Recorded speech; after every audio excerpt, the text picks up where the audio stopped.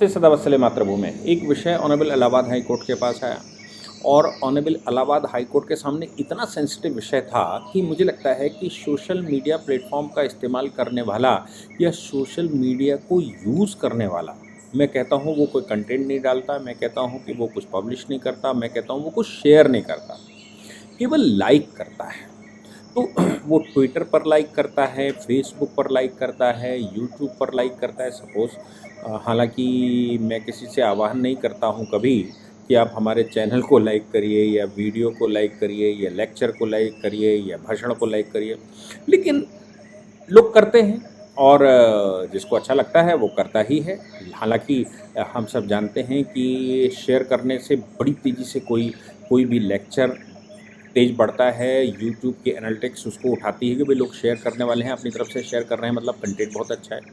Facebook पर भी अपनी तरफ से शेयर करते हैं तो कंटेंट बहुत अच्छा है। ट्विटर पर अपनी तरफ से कमेंट करके कोट करके कुछ शेयर करते हैं तो कंटेंट बहुत अच्छा है, या फिर इंस्टा को शेयर करते हैं तो कंटेंट बहुत अच्छा है।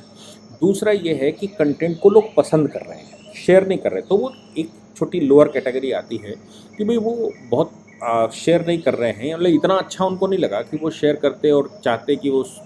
लाख 2 लाख लोग सुने, लेकिन वो लाइक करते हैं तो भी यूट्यूब एनालिटिक्स उसको फॉरवर्ड करती है। सभी सोशल मीडिया के प्लेटफॉर्म उसको फॉरवर्ड करते हैं ताकि ज़्यादा से ज़्यादा लोग उसको देखें, और जितना ज़्यादा देखेंगे उतना ज़्यादा उस पर ऐड लगेगा और कंपनी को लाभ होगा। यहाँ पर एक विषय ये है कि खाली कोई ऑब्सीन कंटेंट है, कोई करप्ट कंटेंट है या कोई करप्ट पोस्ट है, कोई ऑब्सीन ऑब्सीन मतलब कोई सेक्सुअली एक्सप्लॉइटेड पोस्ट है और जो इनविटेशन है फॉर द सेक्स, या वो आकर्षित करने की बात है सेक्सुअल डिज़ायर्स को पूरा करने के लिए, या फिर कोई ऐसी वो है जिससे दंगे भड़क सकते हैं, कोई ऐसी पोस्ट है जिससे एनिमिटी आ सकती है, कुल मिलाकर वो पोस्ट कोई ऐसी है जिससे कि देश में जो कानून है वो कानून टूटता है। तो सवाल ये यहाँ पर आता है कि ऐसा पोस्ट को कोई लाइक करता है तो क्या अपराधी है, और अगर शेयर करता है तो कितना अपराधी है, अगर वो कंटेंट डालता है तो कितना अपराधी है। यहाँ पर ऑनरेबल इलाहाबाद हाई कोर्ट के सामने उत्तर प्रदेश पुलिस के द्वारा बनाया गया एक मुकदमा, जिस मुकदमे में लोगों ने लाइक किया है और शेयर किया है कुछ कंटेंट और कोई कोई मैसेज, उस पर उत्तर प्रदेश सरकार ने उसके खिलाफ आईटी एक्ट के तहत मुकदमा दाखिल कर लिया। आईटी एक्ट की सेक्शन 67 ये कहता है कि कोई भी ऐसा कंटेंट शेयर या पब्लिश किया जाता है, तो फिर शेयर मतलब ट्रांसमिट या पब्लिश किया जाता है जो कि गैर कानूनी है या कानूनन वो ठीक नहीं है, तो ऐसी परिस्थिति में उस क्या लाइक करने वाला दोषी है, शेयर करने वाला कितना दोषी है। तो हम सब जानते हैं कि अगर हम कंटेंट नहीं डालते लेकिन शेयर और लाइक तो करते ही हैं, लोगों को हमने व्हाट्सएप पर फॉरवर्ड कर दिया, उसकी कॉपी बनाकर फॉरवर्ड कर दिया, कुछ ग्रुप्स पर डाल दिया या ये कर दिया, तो हम कितने दोषी हैं किसी आपराधिक या गैर कानूनी कंटेंट को फॉरवर्ड करने में, कोई गैर कानूनी कंटेंट को आगे बढ़ाने में, ये सवाल है अपने पास। हुआ क्या कि कोई ऐसी बात सामने आई तो उस बात को ध्यान में रखते हुए किसी ने प्रोसेशन के लिए, प्रोसेशन मतलब भीड़ जमा हो जाए और ज्ञापन दिया जाए। हम सब जानते हैं कि कानून ये कहता है कि आप अगर न्यूसेंस क्रिएट करेंगे तो आप आरोपी अपराधी हैं। अब न्यूसेंस कैसे क्रिएट करेंगे, बिना अनुमति के, जहाँ पर सबको जाने आने का राइट हो वहाँ पर भीड़ लगा लेंगे, किसी गैर कानूनी असेंबली कर लेंगे और गैर कानूनी असेंबली करके आप न्यूसेंस क्रिएट करेंगे या बाधा पहुंचाएंगे, ट्रैफिक में बाधा पहुंचाएंगे, लोगों के काम में बाधा पहुंचाएंगे, अब वो कैसा भी हो सकता है। तो वहाँ पर इकट्ठा होना खुद में अपराध है, खुद में जो अपराध है, तो जो लोग वहाँ पर गए होंगे वो अनलॉफुल असेंबली यानी कि गैर कानूनी असेंबली में दोषी होंगे। लेकिन भाई ये इकट्ठे कैसे होंगे। हुआ क्या कि उत्तर प्रदेश में कहीं पर कोई एक पोस्ट शेयर की गई कि कल हम लोग कचहरी के सामने, कलेक्ट्रेट के सामने खड़े होंगे और कलेक्ट्रेट में जाकर एक ज्ञापन कलेक्टर को देंगे प्रेसिडेंट के नाम से कि वो प्रेसिडेंट के पास पहुंचा दे, लेकिन उसमें अनुमति नहीं ली गई, सब प्रशासन से नहीं पूछा, शासन से नहीं पूछा, कोई अनुमति नहीं ली, लेकिन वो पोस्ट बन गई। उस पोस्ट का परिणाम ये निकला कि एक पार्टिकुलर कम्युनिटी के 500-700 लोग एक कलेक्ट्रेट के सामने इकट्ठे हो गए। उत्तर प्रदेश पुलिस तो आप जानते ही हैं, बाबा जी की सरकार है, और आप अनलॉफुल असेंबली कुछ या अनलॉफुल कोई भी काम करेंगे तो उत्तर प्रदेश में तो मुकदमा होगा, वो नहीं मान सकते। बाबा जी का सीधा कहना है, सीधा मानना है उनका कि भाई देखो, ये इजराइल वाला मामला जो चल रहा है, इजराइल में भारत सरकार का एक स्टैंड है। उस स्टैंड के खिलाफ हम सब जान रहे हैं कि भारत में एक पार्टिकुलर कम्युनिटी, वो अपनी कम्युनिटी के चक्कर में, सही गलत का मतलब नहीं है, एक कम्युनिटी को के चक्कर में वो असेंबली कर रहे हैं या प्रोसेशन करते हैं।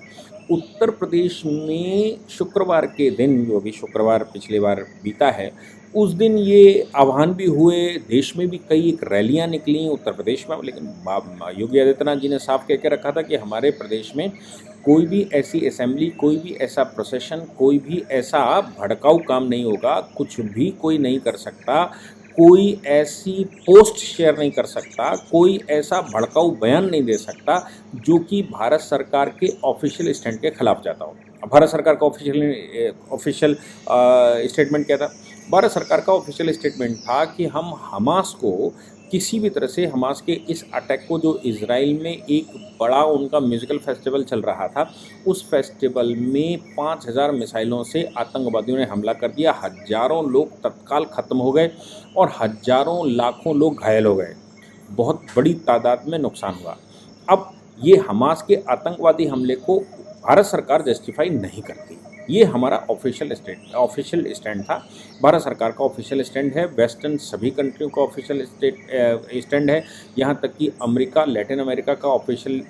ये स्टैंड है। और हमास के हमले को जस्टिफाई न करने के लिए बहुत सारे मुस्लिम कंट्रियों का भी ऑफिशियल ये स्टैंड है, यहाँ तक कि आप समझ के सऊदीया का भी, सऊदी अरेबिया जो कि लीड करता है मुस्लिम कंट्रियों को, इस्लामिक ऑर्गेनाइजेशंस को,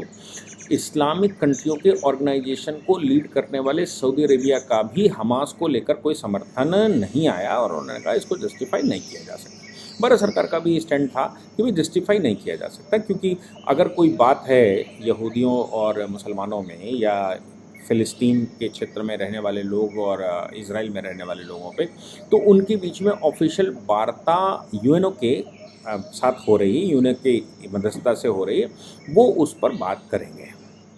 और उसका कोई सलूशन शांतिपूर्वक निकालेंगे। लेकिन हमास कहाँ शांतिपूर्वक, शांति को बांधने वाले लोग शांतिपूर्वक कैसे मान सकते हैं? और शांति उनके लिए, वो कहते तो शांति दूत हैं अपने आप को, लेकिन वो शांत करके शांति करते हैं। अब शांत किसको करेंगे? आप जानते हो कौन कौन शांत होगा, कौन काफिर है, कौन किसको शांत किया जाएगा, ये सब देश में चलता है। ऐसे ही एक किसी कार्यक्रम को इकट्ठा करने के लिए, ज्ञापन देने के लिए कुछ किसी ने पोस्ट कर दी, उस पोस्ट में वो डिस्ट्रिक्ट मजिस्ट्रेट के आगे खड़े होंगे और बाबा जी की सरकार थी, उन्होंने मुकदमे लिख दिए। उन सभी को जब मुकदमे लिखे गए, उनकी गिरफ्तारियाँ शुरू हो गई। हम सब जानते हैं बरेली में गिरफ्तारियाँ हुई, और ऐसा नहीं मुसलमानों की हुई हों, हिंदुओं की भी गिरफ्तारियाँ हुई, जिनमें वो एनिमिटी फैलाने की बात हो रही थी कि ये कैसे लोग हैं, क्या है, ऐसा कुछ करने का प्रयास हो रहा था। इस पूरे के पूरे घटनाक्रम में बहुत सारे लोगों के ऊपर मुकदमे हुए, उस सोशल मीडिया को शेयर करने वाले लोगों पर मुकदमे हुए, उस सोशल मीडिया की पोस्ट को लाइक करने वाले लोगों पर मुकदमे हुए, वहाँ पर जो भीड़ इकट्ठी हुई उनके ऊपर इकट्ठे मुकदमे हुए अनलॉफुल असेंबली के, और केसेस करके उनकी गिरफ्तारियाँ शुरू हो गई। आप समझ सकते हैं, उस पर चार्जशीट बन गई। मैं ये इजराइल वाला एक इलस्ट्रेशन बताया, मैं पूरी घटना को नहीं बताना चाहता, क्योंकि वो पूरी घटना जो है वो खुद में एक रॉन्ग मैसेज जा सकता है। तो कुल मिलाकर वो इकट्ठे हो गए और प्रेसिडेंट को वो ज्ञापन देने चल दिए, मुकदमे हो गए। मुकदमे होने के बाद जो गिरफ्तारियाँ हुई, गिरफ्तारियाँ होकर चार्जशीट फाइल हुई, चार्जशीट फाइल के बाद कॉग्निजेंस ले लिया कोर्ट ने, हाँ ये अपराध है, आईटी एक्ट के तहत अपराध है, इंडियन पिनल कोड के तहत अपराध है, और दूसरे जो अनलॉफुल असेंबली रहती है उसके यूएपीए के कुछ कानूनों के तहत अपराध है। कुल मिलाकर ये अपराध है। तो 482 में हम सब जानते हैं सीआरपीसी की सेक्शन 482 के तहत हाई कोर्ट में इस तरह की केस जा सकते हैं, जिसमें कॉग्निजेंस को ऐश किया जाए, जिसमें non available warrant, non available case को ऐश किया जाए, एफआईआर को ऐश की जाए। तो ये सज्जन ऑनरेबल हाई कोर्ट पहुँचे और हाई कोर्ट में इन्होंने कहा कि साहब हमने कोई पोस्ट शेयर नहीं किया, हमने कोई पोस्ट डाली नहीं है, और ये पुलिस की चार्जशीट खुद में कह रही है कि हमने उसमें कुछ नहीं किया है।